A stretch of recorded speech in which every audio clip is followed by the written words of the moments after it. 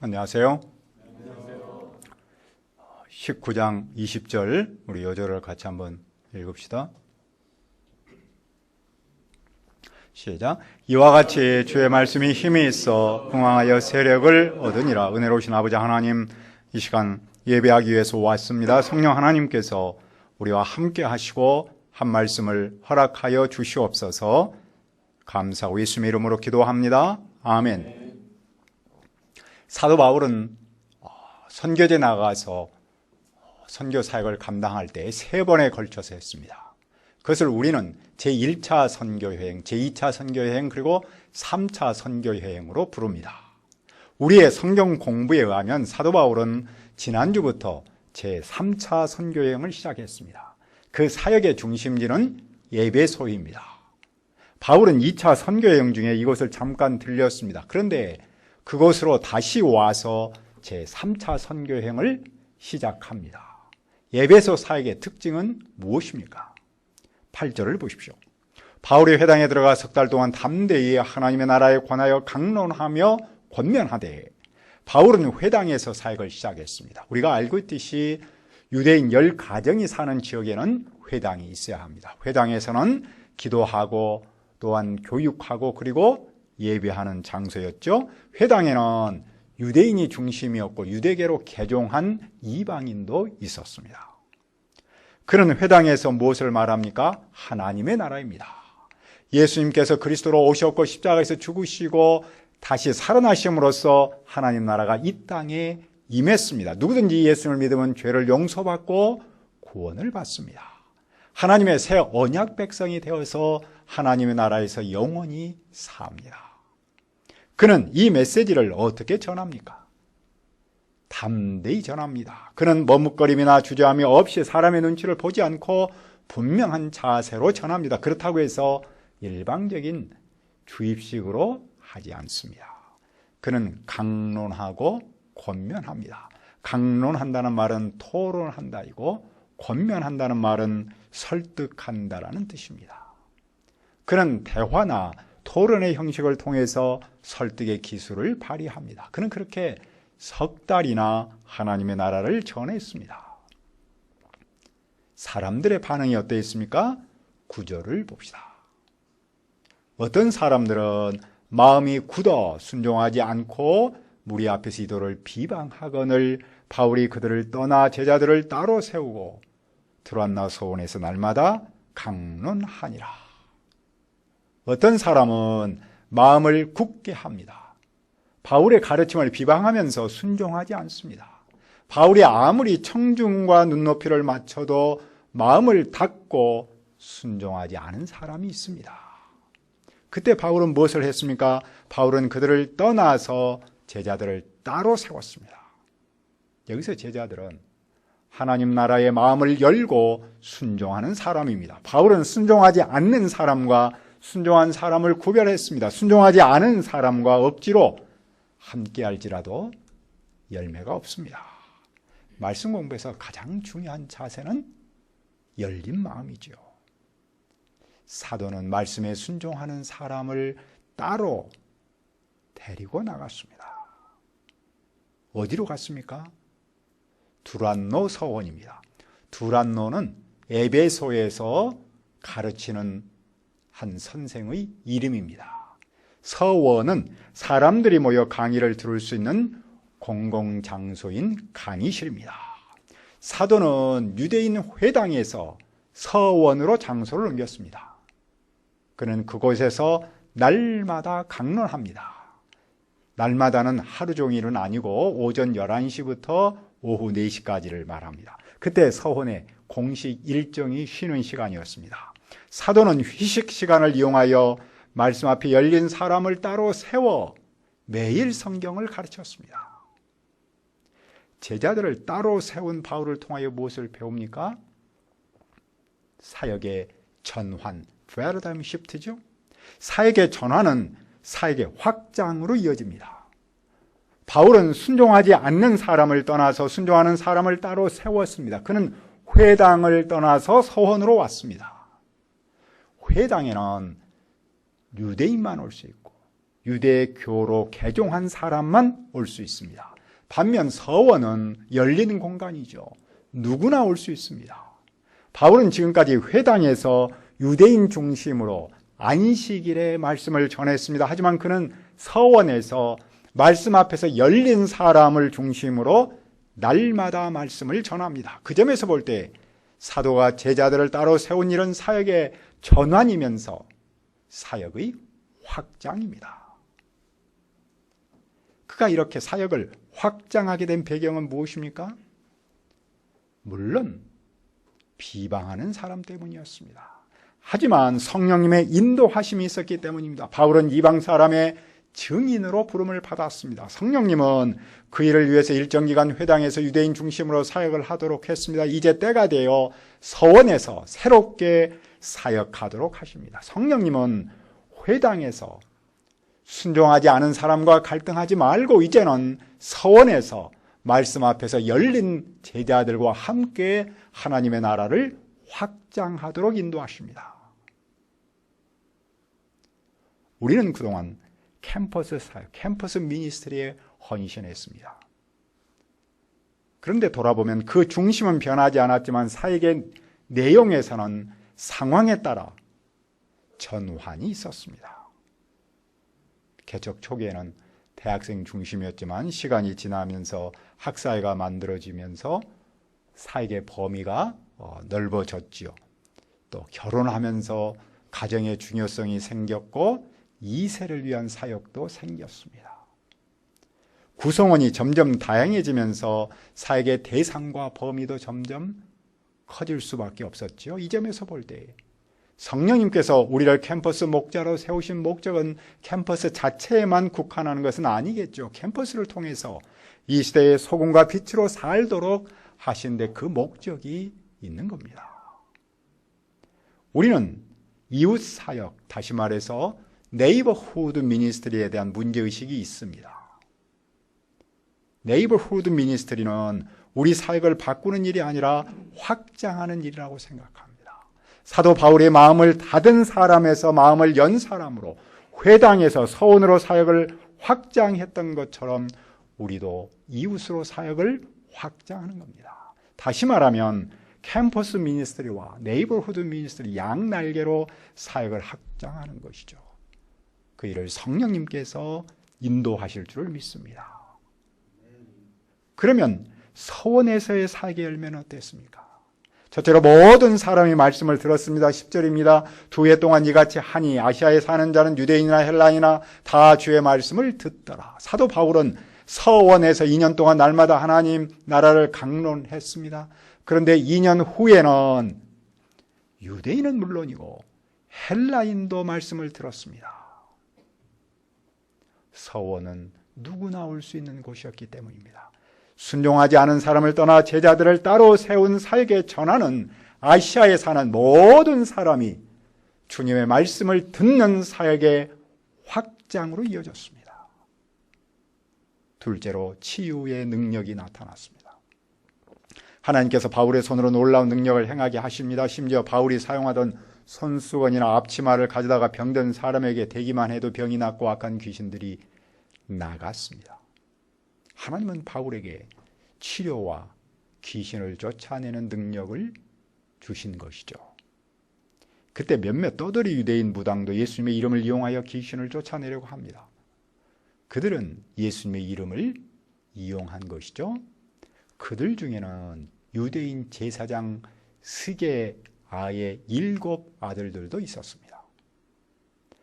악기는 그 7 아들들에게 어떻게 반응했습니까? 15절을 보십시오. 악기가 대답하여 이르되 내가 예수도 알고 바울도 알거니와 너희는 누구냐? 악기는 당연히 예수님도 알고 바울도 알죠. 하지만 그 7 아들의 정체는 분명하지 않습니다. 왜냐하면 그들이 예수님을 믿지도 않으면서 믿는 사람처럼 행동하기 때문입니다. 악귀 들린 사람이 그들에게 달려들어 짓눌려 이겼습니다. 그들은 상처를 입고 벗은 몸으로 도망쳤습니다. 그들은 바울의 겉모습만 보고 따라하다가 큰 봉변을 겪은 거죠. 이 사건은 무엇을 말합니까? 예수를 믿으면 능력이 나타납니다. 병도 고치고 귀신도 쫓아냅니다. 하지만 예수를 믿지 않고 흉내만 내면 귀신한테 눌립니다. 귀신도 하나의 실체입니다. 귀신을 이기는 힘은 예수를 믿는 믿음뿐이죠. 이 사건이 에베소 사람에게 어떤 영향을 주었습니까? 에베소에 사는 유대인과 헬라인이 다 그 일을 알았습니다. 그들은 두려웠습니다. 그들은 주님 예수님의 이름을 높입니다. 그 모든 일이 예수님의 이름 권세에서 온 줄 알았기 때문입니다. 예수님을 믿은 사람은 무엇을 했습니까? 그들은 사사로운 비밀을 누설하고 예수님을 믿고도 한 미신적인 일을 알리려고 왔습니다. 아마도 어떤 사람은 예수님을 믿으면서 점을 쳤겠죠. 그런데 그런 일을 부끄럽게 여기고 고백하기 위해 왔습니다.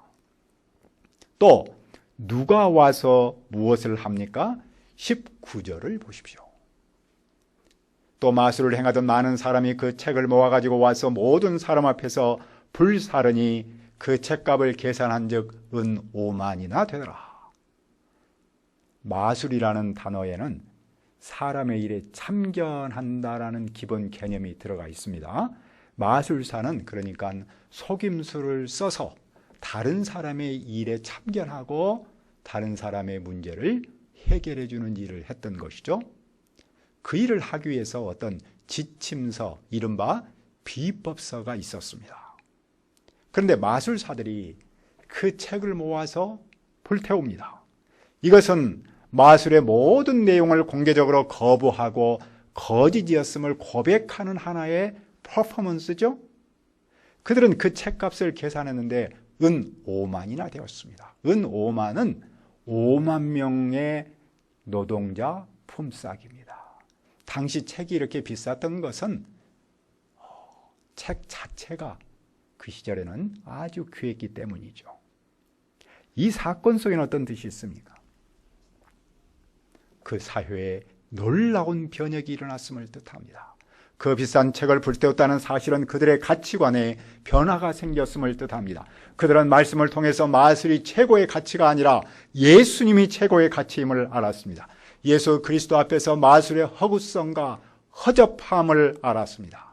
말씀을 통한 한 사람의 가치관의 변화는 사회 변혁으로 나타납니다. 그런데 많은 사람은 현재 내 모습으로 이 세상을 변형할 수 없다라고 생각합니다. 그만큼 내 모습이 미미하기 때문이죠. 내가 변해도 거대한 세상이 변할 것처럼 보이지도 않습니다. 그러나 우리는 원숭이 세계를 통해서도 한 개인의 변화가 공동체에 미치는 영향이 얼마나 큰지를 볼 수 있습니다. 1950년대 일본 학자들이 고지마 지역의 야생 원숭이들이 흙이 묻은 고구마를 어떻게 먹는지 관찰을 했습니다. 처음에는 손으로 흙을 털어냈다는군요. 어느 날 생후 18개월 된 암컷 원숭이가 고구마를 강물에 씻어 먹기 시작했습니다. 그 습관은 다른 원숭이와 암컷 원숭이를 중심으로 서서히 퍼져나갔대요.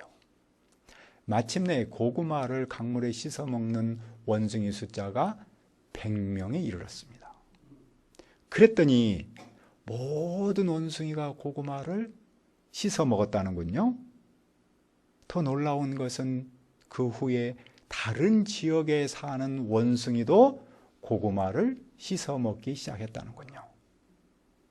1979년 미국의 동식물 학자인 라이얼 왓슨이라는 사람이 라이프 타이드, 즉 생명조류 이런 책을 썼는데 이 책에서 그 행동을 100번째 원숭이 효과, The 100th Monkey Phenomenon 또는 이펙트 그렇게 불렀다는군요. 100번째 원숭이 효과. 그때부터 이 말을 어떤 행위를 하는 개체의 수가 일정 수준에 이르면 그 행동은 특정 집단에만 머물지 않고 그 공간을 넘어 확산한다라는 말로 쓰게 되었다는군요. 여기서 중요한 것은 즉 100번째 원숭이 효과의 중요한 점은 그 변화의 시작이 한 마리의 어린 암컷으로부터 시작했다는 데 있습니다. 나 한 사람이 깨달으면 100명이 변하고 100명이 깨달으면 세계가 변한다라는 말을 할 때 이 말을 쓴다는군요. 나 한 사람의 변화는 예수 그리스도 안에서 절대로 나 한 사람으로 끝나지 않습니다. 반드시 가정과 캠퍼스 그리고 이웃에게 변화의 바람을 불게 합니다. 그런데 그 나 한 사람의 변화는 바로 주님의 말씀으로부터 시작한다는 겁니다. 이와 같이 주님의 말씀은 어떠합니까? 20절을 다 같이 읽읍시다. 시작. 이와 같이 주의 말씀이 힘이 있어 흥황하여 세력을 얻으니라. 이와 같이는 앞의 사건들에 대한 요약입니다. 첫째로 7 아들들이 귀신한테 당한 사건으로 많은 사람이 주님께로 왔습니다. 둘째로 이미 믿은 사람이 여전히 행하고 있는 미신적인 행동을 고백했습니다. 셋째로 마술사들이 비법서를 불태워 사회 변혁이 일어났습니다. 이런 일련의 사건을 일어나게 한 힘은 무엇이었습니까? 성경은 이렇게 표현합니다. 주님의 말씀이 힘이 있어 흥황하여 세력을 얻으니라. 여기서 흥황하여라는 말과 세력을 얻으니라는 말이 동사입니다. 흥황하여라는 말은 힘이나 세력, 지위가 높아진다라는 뜻입니다. 세력을 얻으니라는 말은 강하다라는 말입니다. 주님의 말씀은 힘이나 세력 그리고 그 지위에서 높아지고 있습니다. 주님의 말씀은 강합니다. 앞의 사건들에서 보았듯이 주님의 말씀은 한 개인을 변화시킵니다. 그리고 그 사회를 변혁시킵니다. 이 엄청난 변화의 사건으로 에베소는 과거와는 전혀 다른 기독교 문화를 싹트기 시작합니다. 그러므로 에베소 사역의 특징은 무엇입니까? 바울이 행한 기적이 아닙니다. 무슨 이벤트가 아닙니다. 오직 하루하루 꾸준하게 섬긴 말씀 사역이었습니다.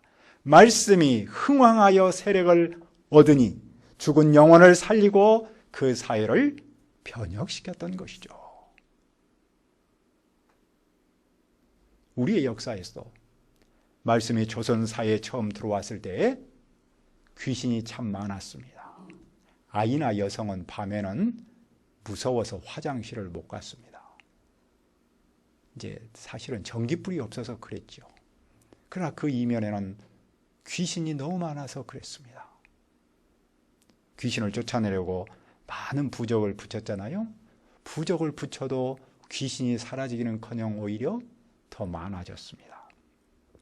여기에 양반은 물론이고 서민까지도 첩 제도가 있어서 건강한 가정을 지키지 못했습니다.